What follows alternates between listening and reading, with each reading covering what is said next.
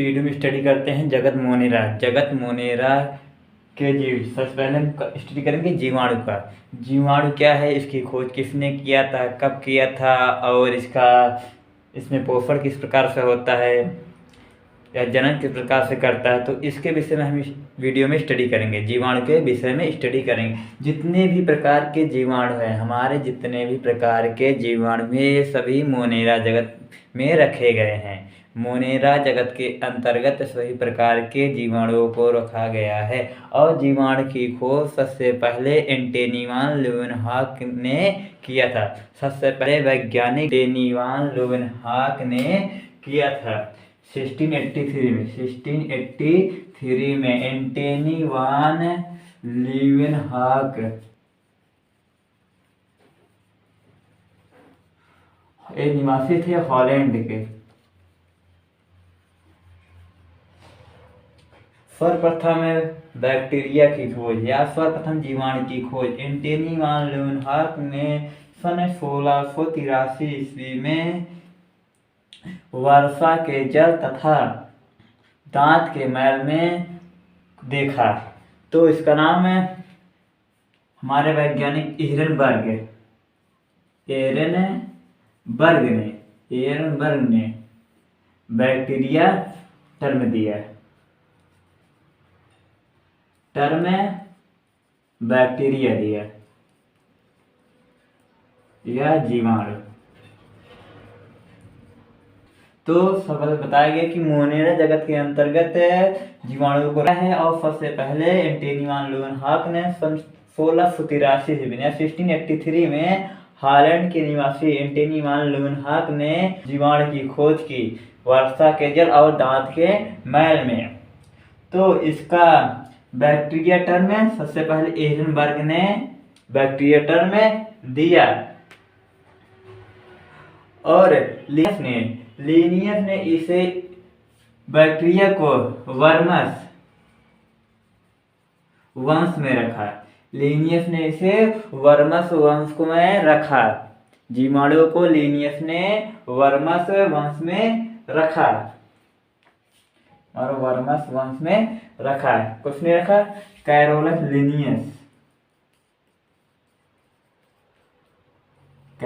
Linnaeus ने वर्मस वंश में रखा। लुई पास्चर ने किल्वन के द्वारा बताया कि जो हमारा यानी लुई पास्चर ने बताया जो हमारा कोई भी शुगर रिच मटेरियल होता है वह किण्वन के प्रक्रिया द्वारा यानी सूक्ष्म जीवों के द्वारा ही यह एथिल अल्कोहल में बदल जाता है, जिसका नाम उन्हें बताया कि सूक्ष्म जीवाणु यानी कि किण्वन प्रक्रिया में हमारे माइक्रो ऑर्गेनिज्म भाग लेता है। लुई पास्चर ने बताया कि किसी भी हमें पदार्थ को खुले में रख देता कुछ समय बाद सड़ गल जाता है। यह क्रिया माइक्रो ऑर्गेनिज्म द्वारा होता है, जीवाणु द्वारा किया जाता है, सूक्ष्म जीवों द्वारा होता है। यानी लुई पास्चर ने अपने प्रयोग द्वारा यह सिद्ध किया कि जब हम किसी भी पदार्थ को खुले में तो इसमें सूक्ष्म जीव उत्पन्न हो जाते हैं, जिसके द्वारा वह हमारा पदार्थ सड़ गल जाता है। और अपने कार्य के आधार पर रोग के विषय में बताया और अपने प्रयोग के आधार पर रोगों की उत्पत्ति रोगाणु द्वारा बताया, जिसे चिकित्सा विज्ञान में बहुत शीघ्र ही मान लिया गया। यानी लुई पास्चर हम किसी मटेरियल को जैसे हम किसी पदार्थ को खुले में रख देते हैं तो कुछ समय बाद यह सड़ और गल जाता है। और यह प्रक्रिया किसके द्वारा होती है? माइक्रो ऑर्गेनिज्म करते हैं। कौन करते हैं? हमारे माइक्रो ऑर्गेनिज्म सूक्ष्म जीवाणु करते हैं। और एंटोनी हमारे लुई पास्चर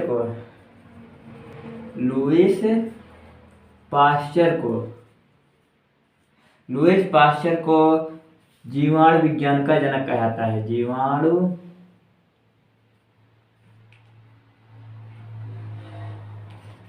विज्ञान का जनक कहा जाता है। विज्ञान का जनक father of bacteriology, father bacteriology या जीवाणु विज्ञान। इसे हम माइक्रो ऑर्गेनिज, इसे हम कह सकते हैं माइक्रोलॉजी भी कहते हैं। हम बैक्टीरियोलॉजी को माइक्रोलॉजी भी कहते हैं, माइक्रोबायोलॉजी भी कहते हैं, माइक्रोबायोलॉजी बोलते हैं, माइक्रोबायोलॉजी। सूक्ष्म जीवों का अध्ययन माइक्रोबायोलॉजी और जीवाणु का अध्ययन बैक्टीरियोलॉजी भी कहा जाता है। और रॉबर्ट कोच है, रॉबर्ट कोच, रॉबर्ट कोच को फादर ऑफ मॉडर्न बैक्टीरियोलॉजी।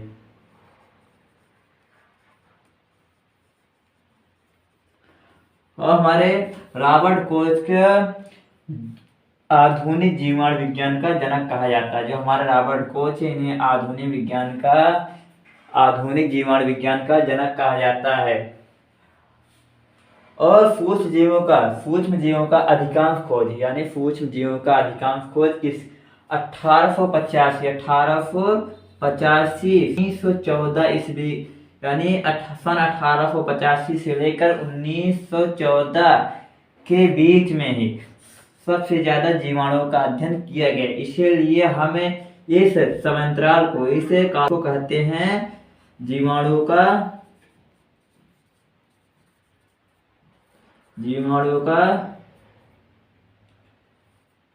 स्वर्ण युग, जीवाणुओं का स्वर्ण युग। और अंग्रेजी में कहते हैं the golden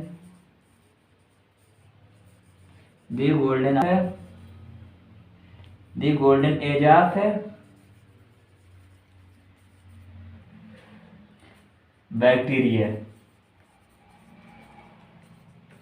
the golden age of bacteria या माइक्रो ऑर्गेनिज्म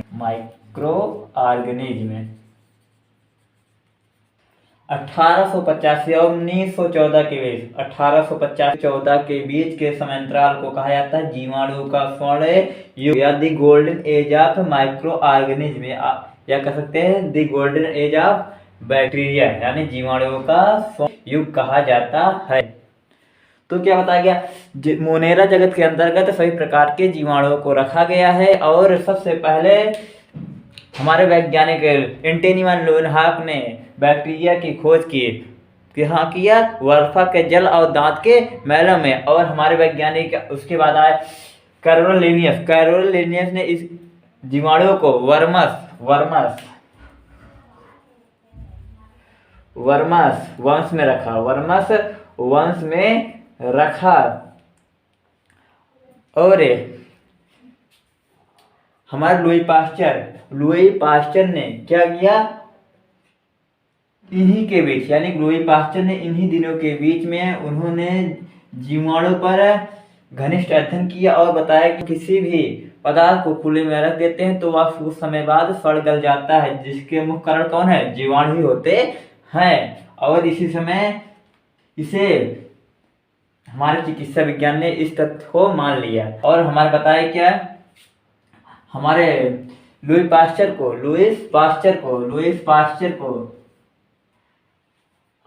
जीवाणु विज्ञान का जनक कहा था। लुईस पास्चर जी, या हम कह सकते हैं आधुनिक जीवाणु विज्ञान के जनक कहा जाता है।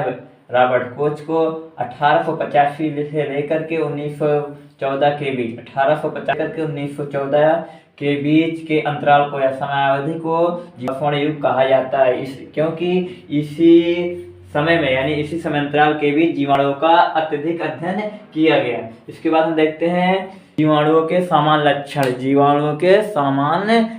जीवाणु किस प्रकार होते हैं, इनके सामान्य लक्षण क्या हैं। अब देखते हैं जनरल कैरेक्टर ऑफ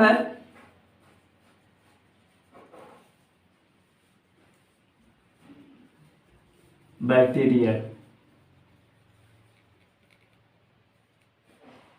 जीवाणु का सामान्य लक्षण।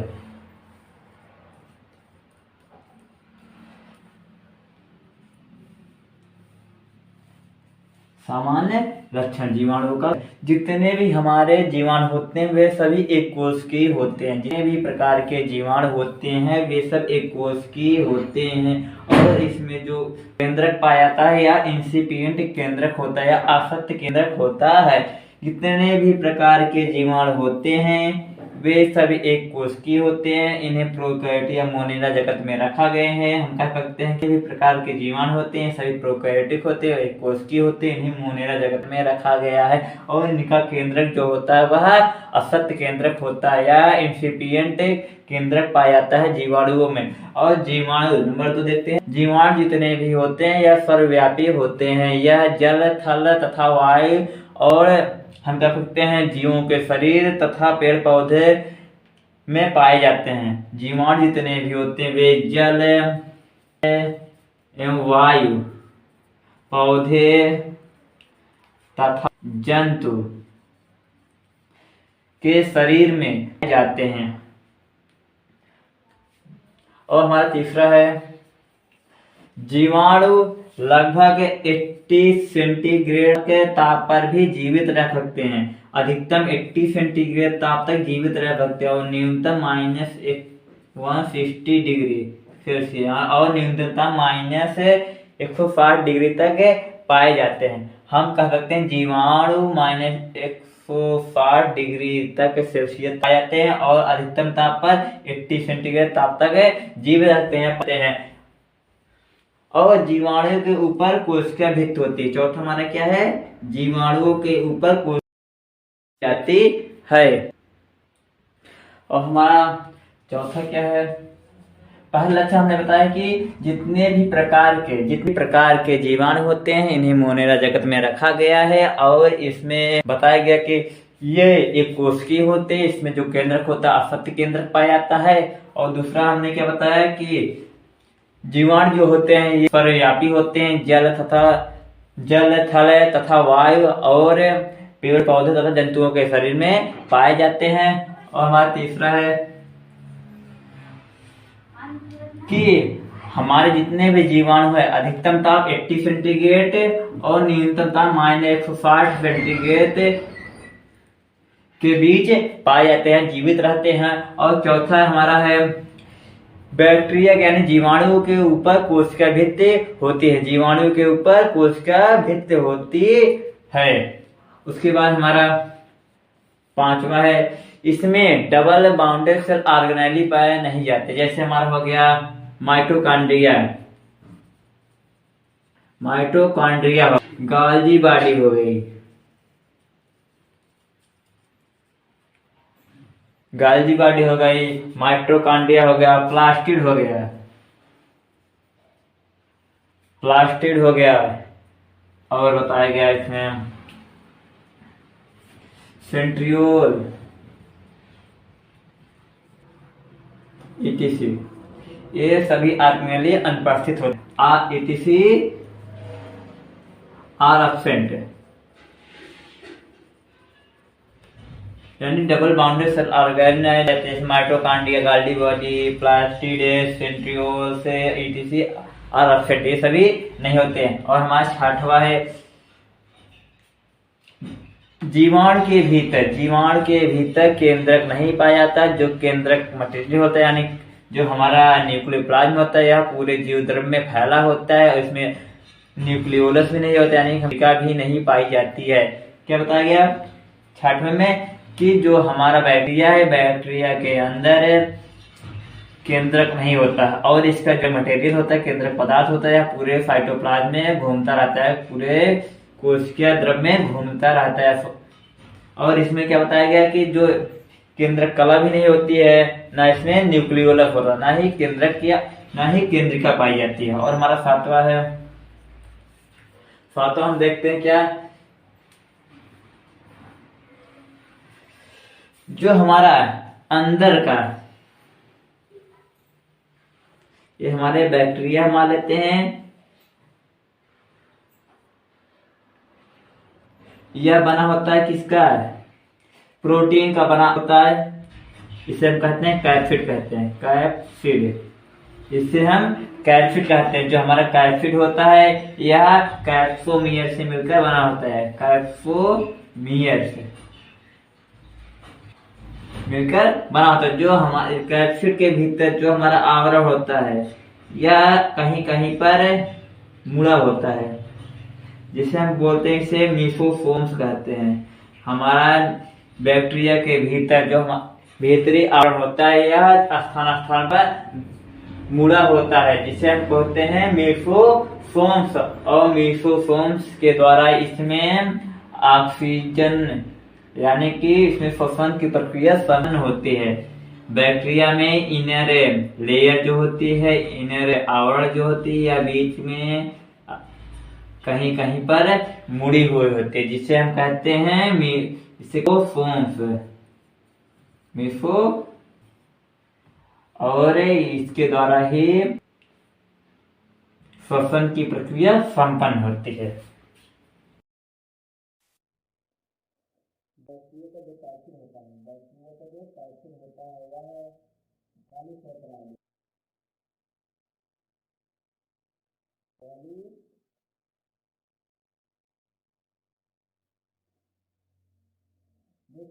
बैक्टीरिया का बाहरी आवरण का कैप्सिड होता है, यह किसका बना होता है? N acetyl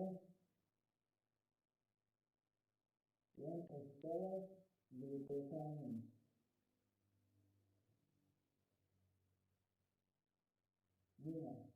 acid and N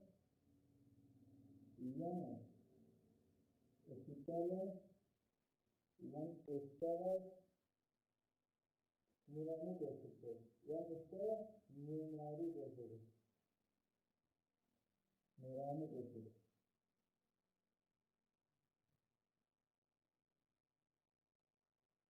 जो कैप्सिड होता है यह दो प्रकार के एसिड से मिलकर शर्करा है, पॉलीसैकराइड है। किसका होता है? पॉलीसैकराइड। यह पॉलीसैकराइड होता है। पॉलीसैकराइड में कौन सा? वन इसका ग्लूकोसान और वन इसका न्यूमेरिक एसिड से मिलकर होता है।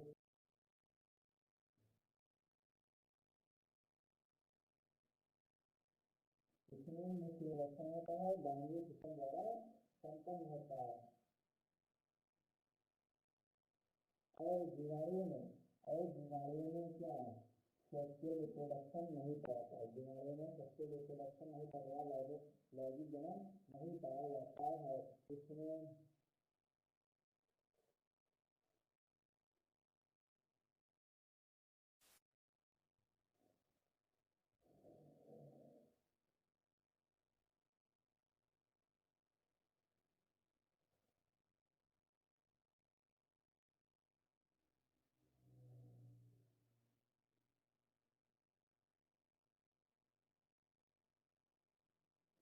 सेक्सुअल रिप्रोडक्शन द्वारा ये मुक्ता निर्माण नहीं होता है, जबकि इसमें तीन प्रकार के होते हैं। परागण होता है,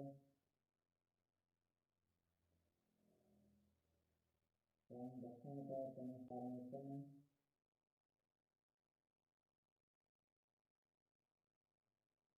और कॉन्जुगेशन।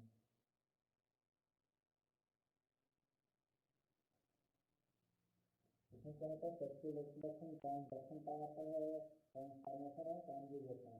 इसे हम कहते हैं परिजनन कहते हैं।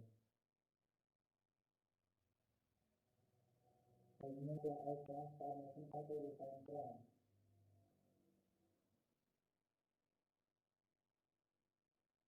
रूपांतर और ट्रांसडक्शन है, परागकरण है।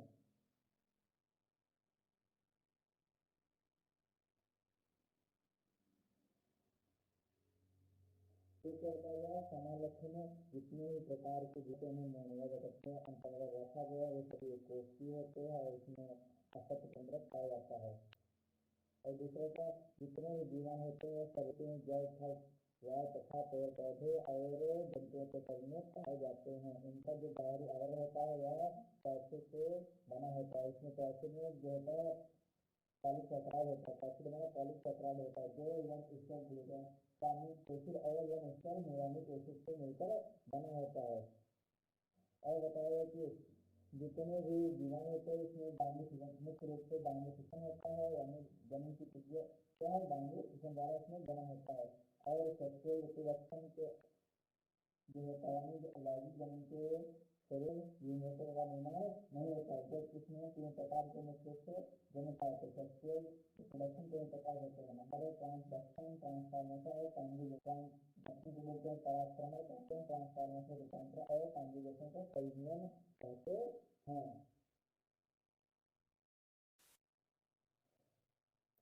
बैक्टीरिया में केवल 70 प्रकार पाया जाता है। बैक्टीरिया में केवल 70 टाइप का राइबोसोम पाया जाता है।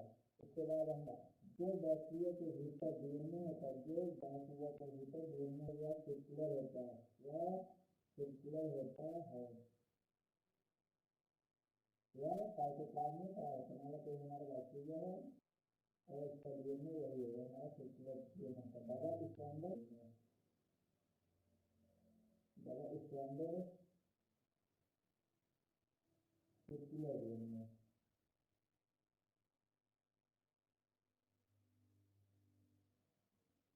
डबल स्टैंडर्ड सर्कुलर DNA होता है, यानी कि जो हमारे दोहरी दो स्टैंड है, इसमें क्या हमारे दो स्टैंड है, दो स्टैंड और क्या सर्कुलर के इसका कार्य के जो हमारे DNA पाया जाता है बैक्टीरिया में, या डबल स्टैंडर्ड सर्कुलर DNA होता है।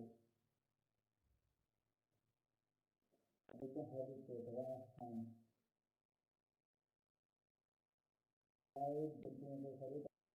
गर्म झरने, समुद्र, बर्फ आदि स्थानों पर पाए जाते हैं। तो हमारे जीवन होते हैं झरने, समुद्र, बर्फ आदि स्थानों में पाए जाते हैं, जहाँ पर कोई भी जीव नहीं रहता है। ये लगभग 80 सेंटीग्रेड ताप से लेकर के -160 सेंटीग्रेड ताप के ताप पर निवास करते हैं।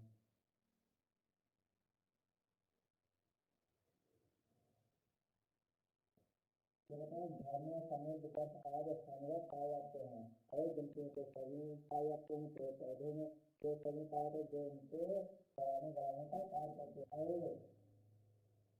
ये अधिक से अधिक 80 सेंटीग्रेड ताप और -160 सेंटीग्रेड ताप के ताप पर ही पाए जाते हैं, निवास करते हैं।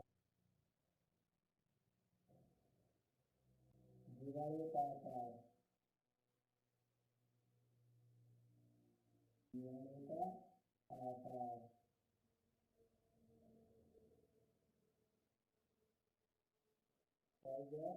बैक्टीरिया,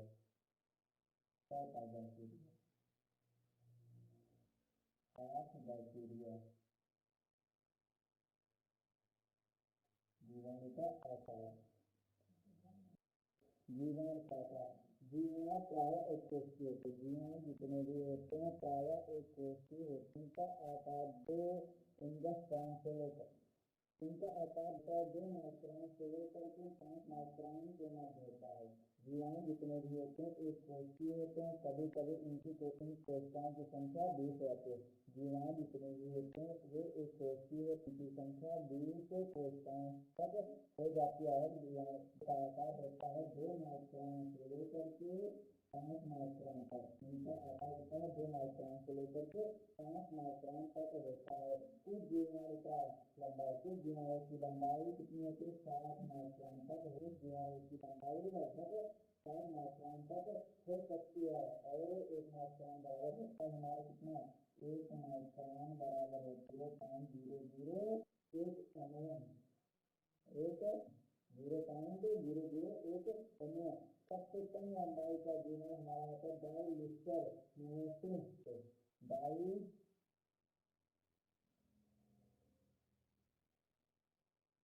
डायलिस्टर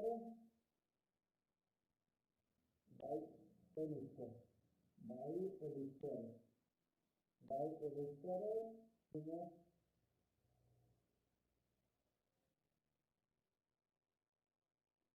डायलिस्टर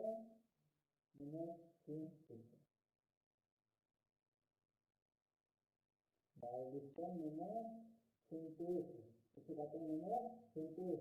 यह बहुत कम, इसकी लंबाई बहुत कम होती है। कितनी होती है? 0.15 से लेकर के 0.3 माइक्रोन। इसकी लंबाई कितनी होती है? 0.15 माइक्रोन से लेकर 0.3 माइक्रोन तक। और अभी लंबाई होती है स्पाइरुलम की। स्पाइरुलम की लंबाई होती है हमारा 15 माइक्रोन। स्पाइरुलम इसकी लंबाई होती है 15 माइक्रोन। इसकी लंबाई होती है 15 माइक्रोन। कौन है स्पाइरुलम? वैल्यू 10 कहते हैं। स्पाइरुलम वैल्यू की लंबाई होती है 15 माइक्रोन में होती है, जबकि डायलिस्टर यूनिट की लंबाई होती है 0.15 से लेकर 0.3 माइक्रोन के मध्य होती है। सबसे बड़ा दीवार कैसा बेदिया होगा?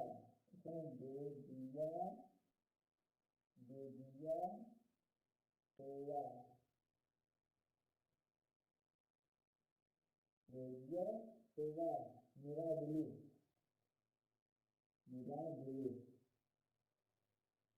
बेदिया होगा। ये सब निराबिली सबसे बड़ा दीवार है, सबसे बड़ा दीवार है। तो क्या होता है? हमारे इतने जो दीवार है ये एशिया के जिनका आकार 2 माइक्रोन से लेकर के 5 माइक्रोन के मध्य होता है। हमारा और सबसे बड़ा जो है दीवार है।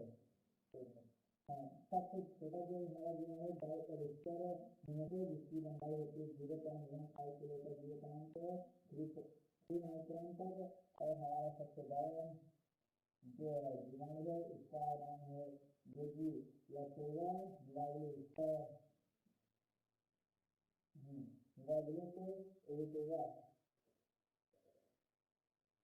जिसकी लंबाई कितना है? यह सबसे बड़ा दीवार है। और स्पाइरुलम जो है इसकी लंबाई होती है 15 माइक्रोन होती है। और जो हमारे कुछ जीवन होते हैं उनका आकार अलग अलग होता है। कुछ जीवन हमारे गोलाकार होते हैं, कुछ हमारे बेलनाकार होते हैं, कुछ जीवन हमारे गोलाकार होते हैं, कुछ हमारे बेलनाकार होते हैं, और कुछ हमारे इस प्रकार से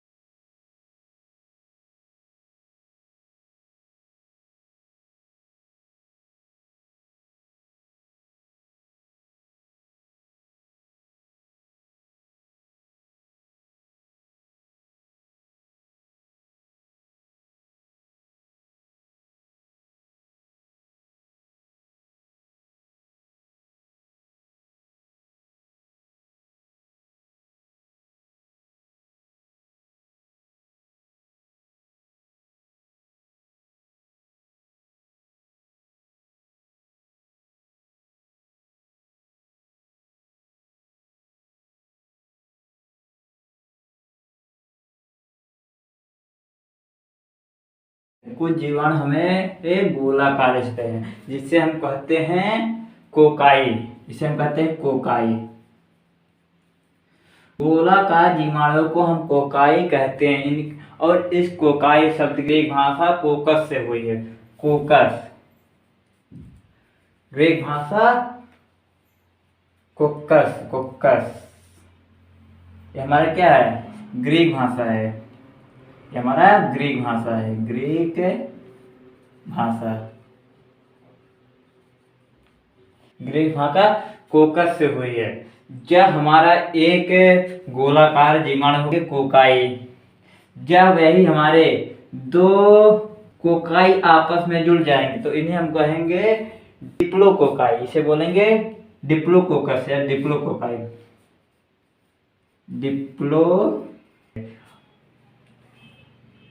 इसे हम कोकाई कहेंगे, डिप्लोकोकस या डिप्लोकोकाई। डिप्लोकोकाई जो हमारे जीवाणु होंगे, पहला हमारा क्या है? कोकाई।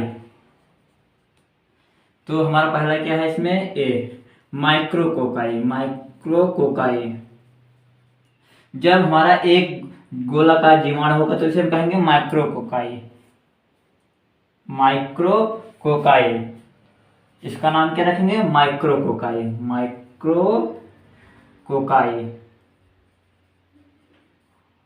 और जब हमारे दो माइक्रोकोकाई आपस में जुड़े होंगे तो इसे कहेंगे डिप्लोकोकाई। जब हमारे यही गोलाकार जीवाणु दो से अधिक या तीन से अधिक संख्या में होंगे तो इसे कहेंगे स्ट्रेप्टोकोकाई। इसे कहेंगे स्ट्रेप्टोकोकाई। स्ट्रेप्टोकोकाई।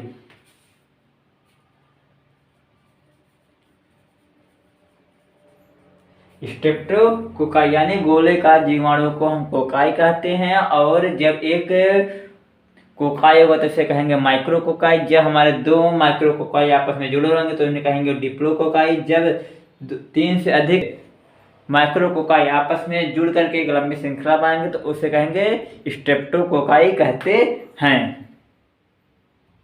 दूसरा हमारा बैसिलस। बैसिलस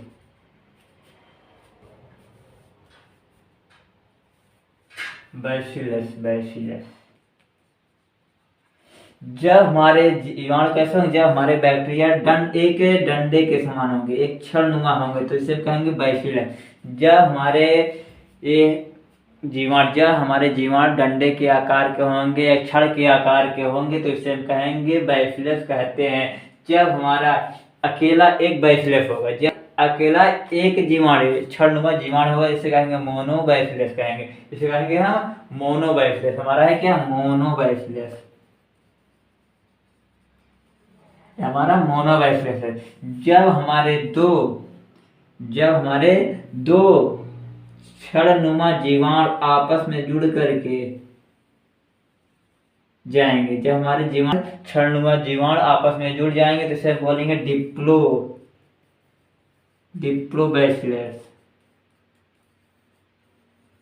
जब हमारे तीन से अधिक, दो या दो से अधिक जीवाणु जुड़ करके एक लंबी श्रृंखला का निर्माण करेंगे तो इसे बोलेंगे स्ट्रेप्टो बोलेंगे। स्ट्रेप्टोबैसिलस। जब हमारा एक छड़नुमा बैक्टीरिया होगा तो इसे बोलेंगे मोनोबैसिलस। जब हमारे दो मोनोबैसिलस आपस में जुड़ जाएंगे तो इसे कहेंगे डिप्लोबैसिलस। जब हमारे दो से अधिक डंडाणु या हमारे छड़नुमा बैक्टीरिया आपस में जुड़ेंगे तो इसे बोलेंगे स्ट्रेप्टोबैसिलस कहेंगे। जैसे के लिए बैसिलस एंथ्रोसिस, इसे बोलेंगे क्या? बैसिलस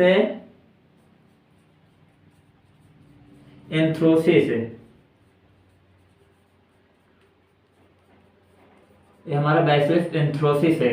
यह क्या है? एक स्ट्रेप्टोबैसिलस है। यह दो या दो से अधिक इसमें बैसिलस आपस में मोनोबैसिलस जुड़ जाएंगे और बनाएंगे क्या? स्ट्रेप्टोबैसिलस। जिससे कहेंगे क्या? एक इसका उदाहरण क्या है? बैसिलस एंथ्रोसिस। बैसिलस एंथ्रोसिस एक प्रकार का स्ट्रेप्टोबैसिलस है। बैसिलस एंथ्रोसिस है। बैसिलस एंथ्रोसिस है। बैसिलस एंथ्रोसिस यह एक प्रकार का स्ट्रेप्टोबैसिलस है। इस प्रकार का स्ट्रेप्टोबैसिलस। और कुछ जो हमारे जीवाणु होते हैं, और हमारे कुछ जीवाणु ऐसे होते हैं जो कोमा के आकृति के होते हैं, जो हमारे कोमा के आकृति के होते हैं। कोमा इनका आकार इस होता है। जो हमारे कुछ जीवाणु ऐसे होते हैं जो कोमा के आकृति के होते हैं, जैसे हमारा विब्रियो हो गया। विब्रियो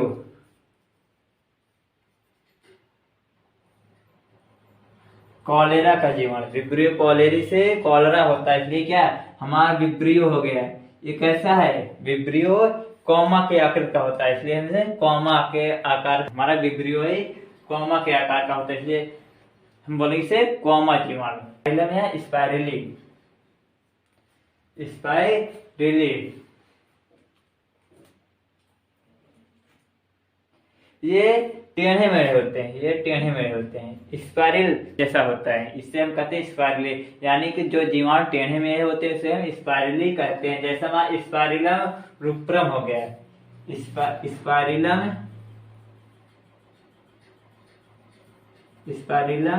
रुप्रम यह क्या है? एक प्रकार का स्पाइरली है। स्पाइरिलम रुप्रम एक स्पाइरली है, स्पाइरिलम है। तो हम देखेंगे, सबसे पहले हम देखेंगे कोकाई क्या है, बैसिलस क्या है, कोमा के आकार के क्या है, और स्पाइरली क्या है। यानी कि वे जीवाणु जो गोलाकार होते हैं उन्हें हम कोकाई कहते हैं। जब अकेला हमारा कोकाई है मोनो कोकाई कहेंगे। जब हमारे दो हमारा क्या अकेला होगा तो मोनो कोकाई कहलाएगा। जब हमारे दो मोनो कोकाई आपस में जुड़ जाएंगे तो इसे डिप्लो कोकाई कहेंगे। ये हमारा डिप्लो कोकाई होगा। जब हमारे दो से अधिक मोनो कोकाई आपस में जुड़ करके लंबी श्रृंखला बनेगी, इसे बोलेंगे स्ट्रेप्टोकोकाई कहेंगे। और बैसिलस जितने प्रकार के, यानी बैसिलस जीवाणु जितने प्रकार के होते हैं ये क्षणनुमा होते हैं। ये क्षणनुमा होते हैं।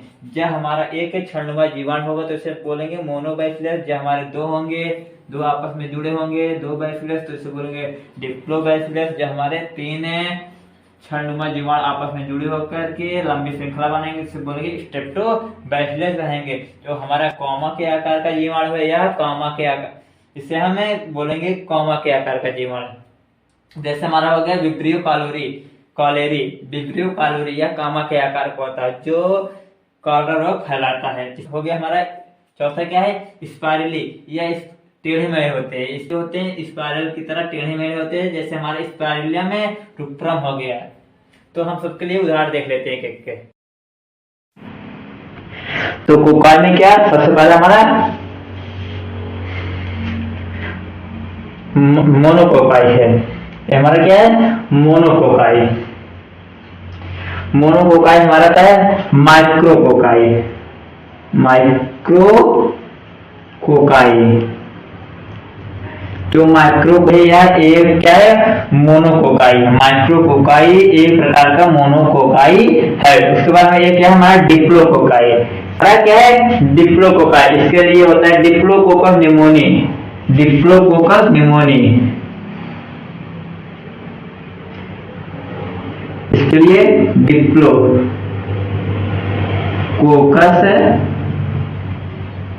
निमोनी।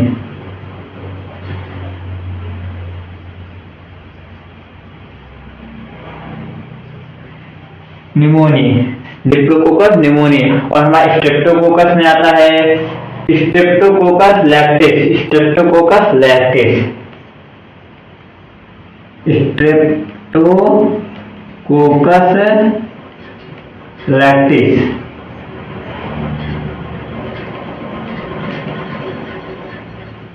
स्ट्रेप्टोकोकस लैक्टिस है। उसके बाद देखते हैं क्या बैसिलस के लिए। बैसिलस एंथ्रोसिस। बैसिलस में कौन हमारा है? बैसिलस एंथ्रोसिस। जो हमारा बैसिलस एंथ्रोसिस है यह प्रकार का बैसिलस होता है। जो कि स्ट्रेप्टोकोकस, जो कि हमारा होता है क्या, स्ट्रेप्टोबैसिलस होता है। यह एक प्रकार का स्ट्रेप्टोबैसिलस होता है। बैसिलस एंथ्रोसिस एक प्रकार का स्ट्रेप्टोबैसिलस होता है। और हमने बताया क्या, विब्रियो जो होता है, विब्रियो, हमारा विब्रियो, हमारा विब्रियो है, विब्रियो कोलेरी, यह कामा के आकार का होता है। विब्रियो कामा के आकार का होता है, इसलिए इसे विब्रियो कोलेरी कहते हैं। और हमारा दूसरा हो गया स्पाइरल। स्पाइरल में आता है हमारा स्पाइरलम रूप्रम।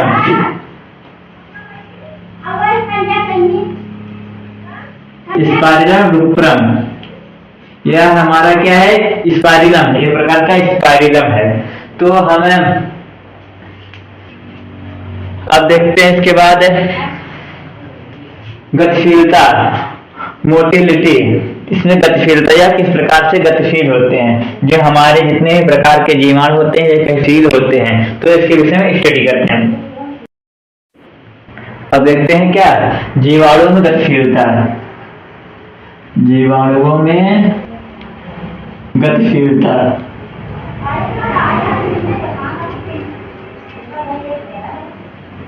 जीवाणु में कुछ जीवाणु चल होते हैं, कुछ जीवाणु अचल होते हैं। कुछ जीवाणु चल होते हैं और कुछ जीवाणु अचल होते हैं। यानी जिन जीवाणुओं में फ्लैजेला पाया जाता है वे चल होते हैं, जिन जीवाणुओं में फ्लैजेला नहीं पाया जाता वे अचल होते हैं। और हम देखते हैं फ्लैजेला किस प्रकार होता है। यानी कुछ जीवाणु ऐसे होते हैं जिनके एक छोर पर केवल एक फ्लैजेला पाया जाता है, और कुछ जीवाणु ऐसे होते हैं जिनके दोनों छोर पर एक एक फ्लैजेला पाया जाता है, और कुछ जीवाणु ऐसे होते हैं जिनके एक ही छोर पर फ्लैजेला का गुच्छ पाया जाता है, और कुछ जीवाणु ऐसे होते हैं जिनके पूरे शरीर पर यानी पूरी बॉडी पर फ्लैजेला पाया जाता है। तो हम देखते हैं क्या, जिनमें फ्लैजेला नहीं होते यानी आकाशाभी, आकाशाभी कहते हैं।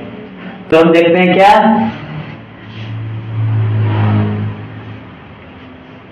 आकाशाभी, आकाशाभी, अट्राइकस बोलते हैं, एट्राइकस, एट्राइकस हमारा हो गया एक प्रकार का। और दूसरा हमारे कसाजी होते हैं, कसाजी, इसे बोलते हैं ट्राइकस। तो जिनके ऊपर कसाब नहीं होता, फ्लाई होता, उसे अट्राइकस कहते हैं। और जिन जीवाणु के ऊपर कसाब होता है उसे हम कसाबी जीवाणु या ट्राइकस बैक्टीरिया कहते हैं। तो हम देखते हैं इसके बाद कसाबी किस प्रकार होते हैं। यानी कि जब हमारे बैक्टीरिया के एक छोर पर एक फ्लैजेला होगा, जब हमारे बैक्टीरिया के एक छोर पर एक फ्लैजेला होगा तो इसे बोलेंगे मोनोट्राइकस। ये हमारा क्या है, मोनोट्राइकस, मोनोट्राइकस, मोनोट्राइकस। जब हमारे बैक्टीरिया के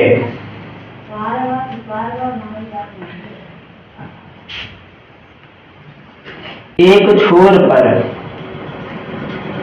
फ्लैजेला के गुच्छ या कसाब गुच्छ पाए जाएंगे, इसे हम कहेंगे लोफोट्राइकस,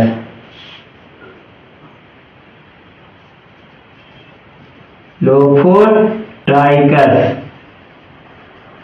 लोफोट्राइकस। जब जीवाणु के एक छोर पर कोशिका फ्लैजेला का एक गुच्छ पाया जाएगा तो हम कहेंगे लोफोट्राइकस।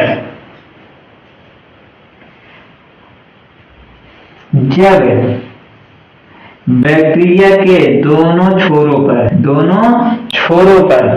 फ्लैजेला केवल एक एक फ्लैजेला पाया जाए इसे बोलेंगे एम्फीट्राइकस।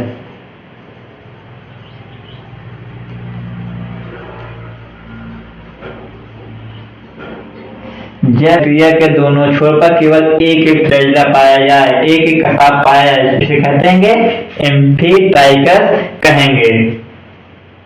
जब बैक्टीरिया के पूरे बॉडी पर फ्लैजेला पाया जाए, पूरी बॉडी पर फ्लैजेला पाया जाए, इसे कहेंगे हम पेरिट्राइकस, पेरिट्राइकस।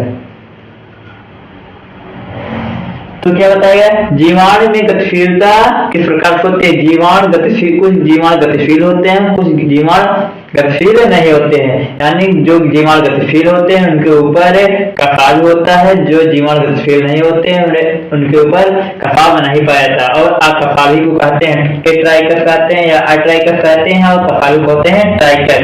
जब जीवाणु के एक छोर पर केवल एक फ्लैजिला हो तो उसे बोलेंगे मोनोट्राइकस।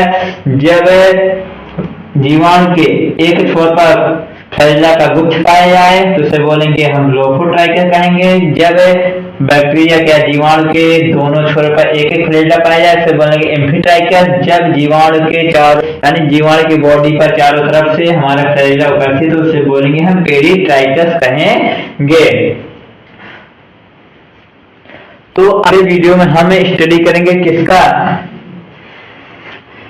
कशाभिका की संरचना, यानी कि ये हमारे कशाभिका की भीतरी संरचना किस प्रकार से या कशाभिका कैसे बनी हुई है। तो इसके अगले वीडियो में स्टडी करेंगे कशाभिका की संरचना, जीवाणुओं में कशाभिका की संरचना, structure of flagella in bacteria, structure of flagella in bacteria. तो अगले वीडियो में स्टडी क्या करेंगे,